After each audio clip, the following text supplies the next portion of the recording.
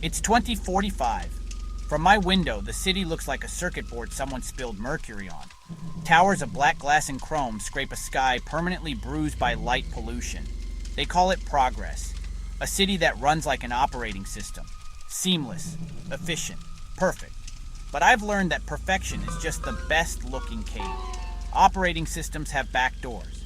They have hidden processes, demons running in the background, consuming resources you don't even know you have.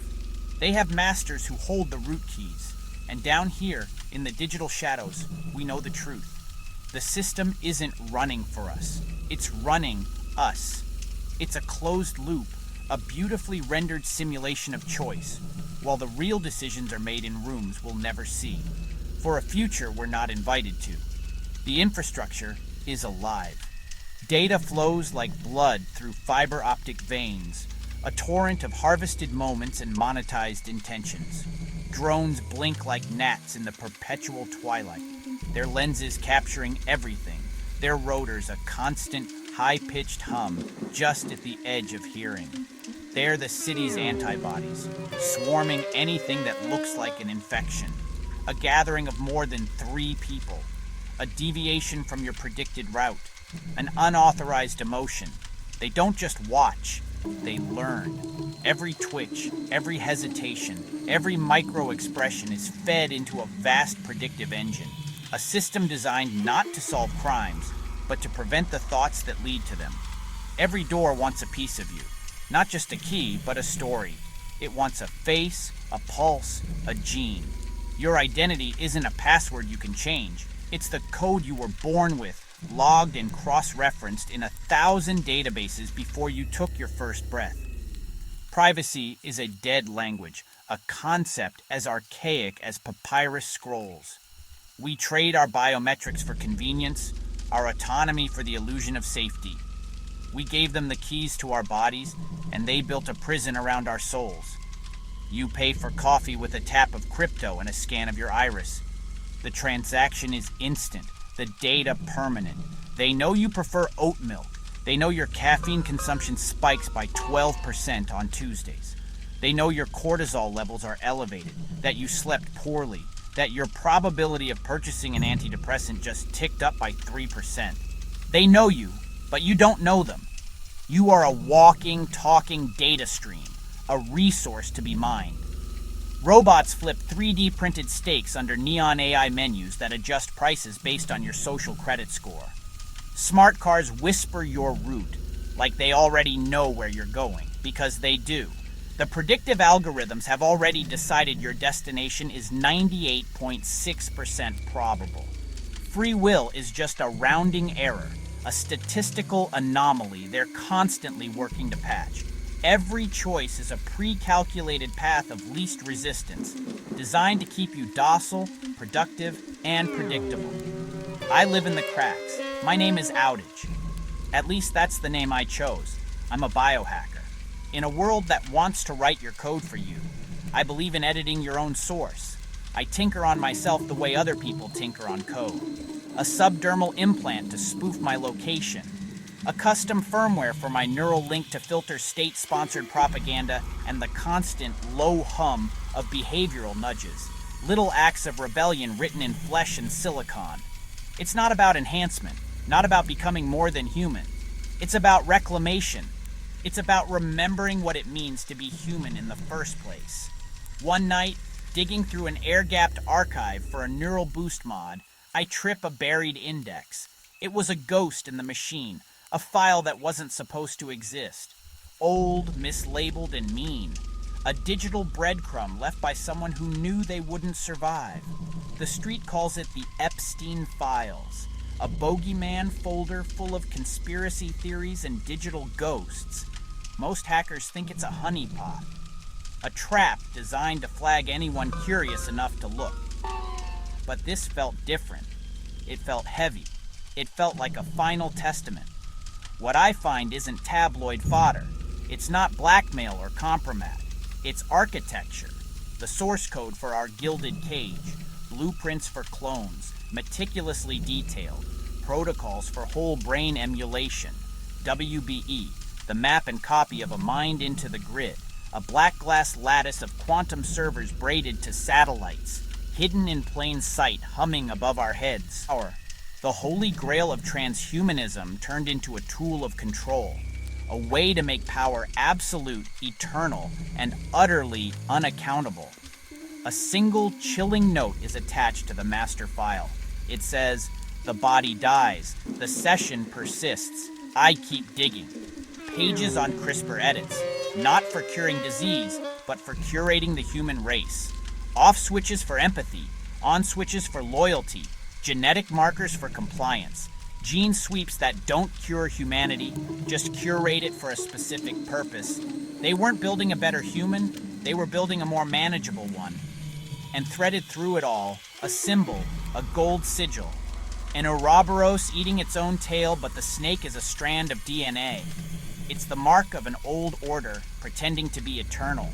They call themselves the Rosicrucians, not the mystics of old, but a new breed, a cabal of tech barons, politicians, and old money dynasties. The Rosicrucians of a golden age they're building for themselves on the bones of our freedom. And then I find the hook, the centerpiece of the whole damn conspiracy. It's about our leaders, our president. Every president they lose, they don't lose. They just reboot.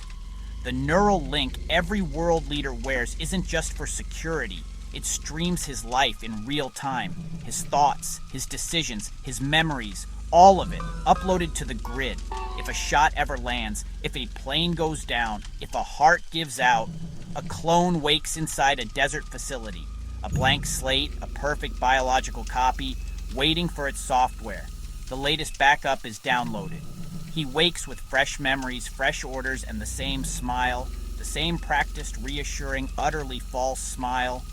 A leader who never actually dies, a president who is a file with a face, a dynasty that rules from the shadows forever. They've achieved immortality not for the soul, but for the office. It sounds insane. I know. So I run the analytics. I write a script.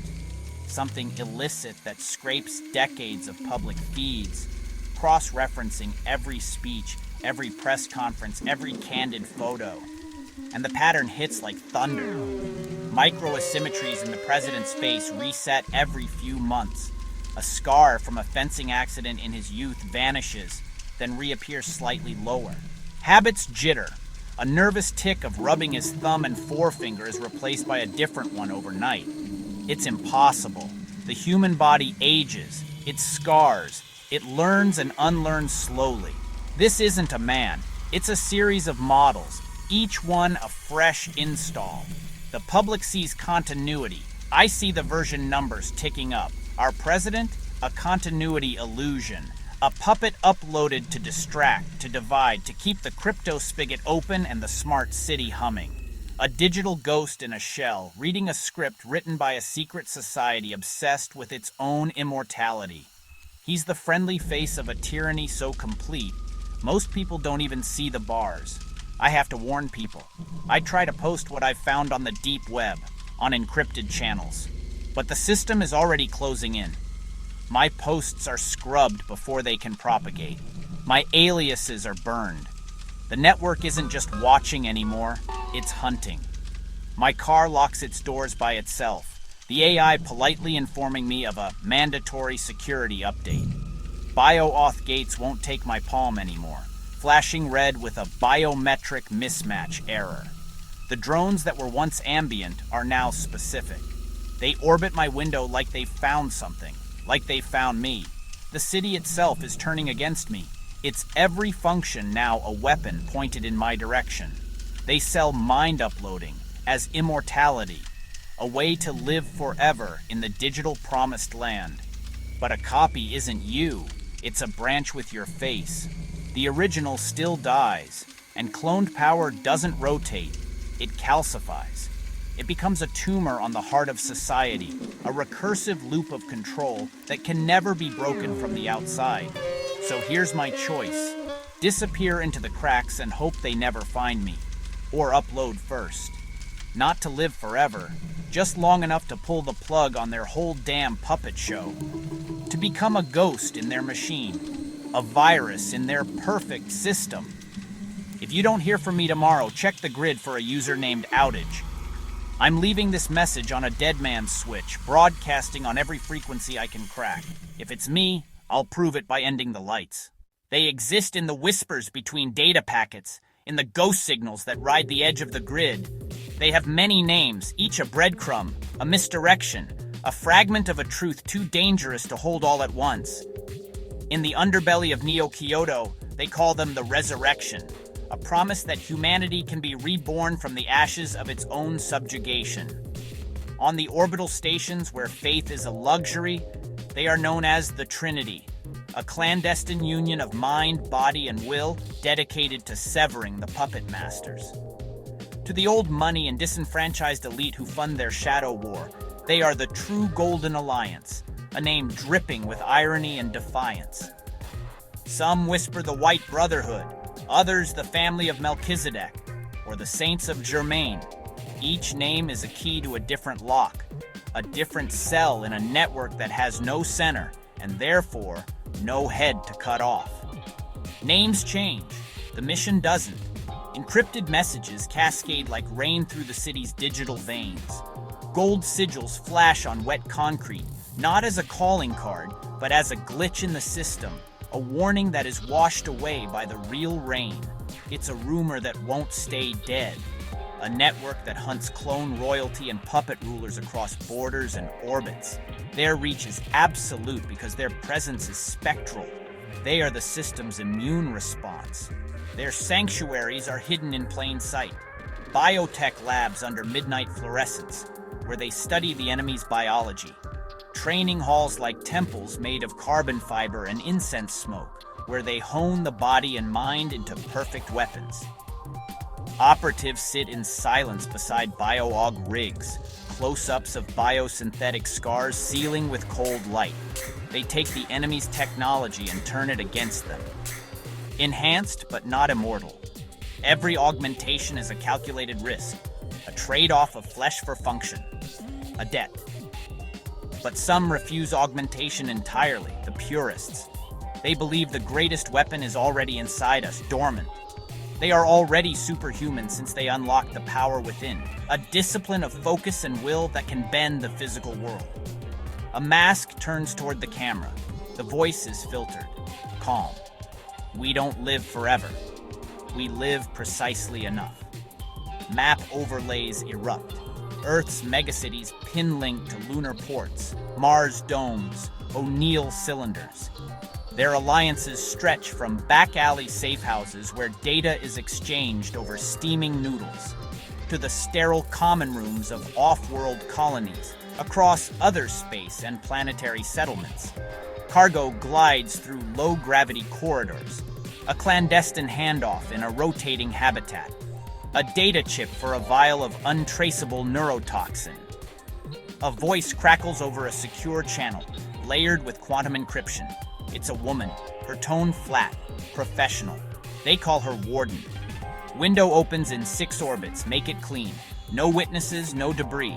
The target is a political attaché, high-value host. Because the overlords aren't alone. Frosted glass hides reptilian silhouettes. Neural ports blink on the napes of human necks, a leash disguised as an upgrade. Gurneys glide past alien glyph readouts and secret medical bays beneath corporate towers. Reptilian factions and other hostile species move their pieces across the system, playing a long game that spans centuries. Humanity is just a resource, a vessel. The Alliance has learned to see them. A man named Cade, a sonic warfare specialist, speaks into his comms. Ping them at 19.7 kHz. If they shimmer, they're borrowed. Subtle distortions ripple across a face on a monitor, a micro-asymmetry that gives the game away, then vanishes. The host's biology fighting the parasitic consciousness. When they won't risk a host body, they pilot avatar drones by neural link. Humanoid drones boot with neurotethers snaking from the ceiling, their synthetic eyes glowing to life. First-person HUD sweeps a target-rich alley. Signal jamming blooms like ink in water. The Alliance severs the cord. A clean cut, a dropped signal. The drone slumps, lifeless. The pilot, light years away, is blind. Rooftop silhouettes cross like clockwork. A clone's biometric readout freezes mid-pulse. A royal insignia glitches to static. The gold Ouroboros DNA sigil, the symbol of the cloning program, flares on a terminal, then wipes to black. They hunt quietly. Clones, royalty, and anyone wearing a borrowed mind. The cell leader's voice is low, final. No martyrs, no headlines, only endings. Their war began decades ago. Archive motifs flicker. 2026 stamps. DOJ seals on redacted pages. Back in 2026, the so-called Epstein files burst into daylight, a network of exploitation and control that reached the highest echelons of power. It was a glimpse behind the curtain. Then, it was smothered, buried under an avalanche of disinformation and political pressure. Administrations turned the page. People aged. Memory dulled. The official record was scrubbed clean. But a few kept the signal alive. They saw the connection between that network and the first generation of clones, the first whispers of off-world influence. They formed the first cells. It became lore, not evidence. A memory the system tried to delete. A founding myth for a war fought in the shadows. Which brings me to a dark service corridor. The air thick with the smell of ozone and decay. A hand passes me a drive the size of a fingernail. It's warm to the touch. A masked messenger leans close, their voice a synthetic whisper that bypasses audio surveillance. You want the root keys? Stop chasing ghosts. Start cutting strings. They don't recruit. They reveal. If you survive the revelation, you're already in. Earth from orbit, wrapped in luminous data filaments. A web of control. Sensor ghosts hint at distant reptilian fleets, holding position just beyond the Kuiper Belt. Off-world colonies light up like constellations answering back, each light a potential ally or a hidden enemy. This isn't politics, it's species-level custody of Earth. The Alliance calls it reclamation. The overlords call it maintenance. I call it a tightrope walk over an abyss. A harmonic emitter arms, its metallic petals unfolding in silence. Overlays lock onto a target signature that flickers, human, then not. The host is fighting back, causing the signal to degrade. Target confirms, whispers Vesper, her voice a ghost in my ear. Host is a borrowed skin. The failover facility is already spinning up a replacement clone. We have to be faster. The strike clock hits 0. Somewhere above the city, a borrowed soul prepares to fail over, to jump to a fresh body. Somewhere below, someone chooses to end the loop. The screen breathes, glitch, stutter, blackout, leading us back to the window, the drones, and the promise I already made. If I go quiet, watch the grid for a user named Outage. If it's me, the lights go out.